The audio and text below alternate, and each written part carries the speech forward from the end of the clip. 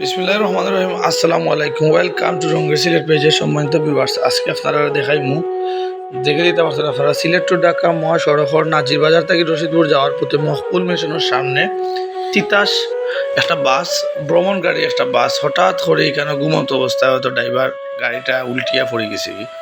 তো এখানে দেখা যায় গিয়া অনেক দর্শনার্থী হল গাড়ি থেকে বেরোই যায় একজন একজন করি। তো আশা করি গাড়ি হয়তো ব্রেক ফেল হয়েছে বা অন্য কোনো প্রবলেম হইতে পারে। গাড়িটা রোড সাইড হয়েছে যেহেতু আপনারা আজকে এই ভিডিওর মাধ্যমে দেখতে পারবা।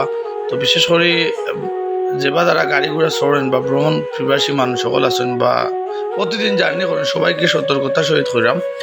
প্রতিনিয়ত রোডও গাড়ি অ্যাক্সিডেন্ট হতে যাচ্ছে কিন্তু অ্যাক্সিডেন্ট ছাড়ের না। তো আজকে আপনারা এই ভিডিওটা দেখে আপনারা সবাই সতর্ক সহিত চলাফেরা করবা এবং ভিডিওটা প্রচুর পরিমাণে শেয়ার করে আমরা দেশ ও প্রবাসের বন্ধু বান্ধবরা দেখার সুযোগ করে দিবা। দেখে দিতে পারছেন আসলে আপনারা এমন মর্মান্তিক হৃদয় বিদারক ঘটনা ঘটেছে। গাড়ি এমনভাবে ক্ষতিগ্রস্ত হয়েছে, বোঝা গেছে যে গাড়ির অবস্থা খুবই খারাপ এবং কোনো মানুষও যদি আহত বা নিহত হইতাম পারাম না, কিন্তু দেখা যারও তো মানুষ বার হয়ে গেছেন কি সব। হয়তো গাড়িটা খুব সকালবেলা এখানে রোড সাইড হয়েছে, যেহেতু এখন আমরা মাঠে সরজমিন আইসি আপনারা দেখাইলাম। আর ভিডিওটা দেখে আপনার কাছে কিলাহান লাগবো অবশ্যই আপনারা কমেন্ট বক্সে জানাইয়া দিবা।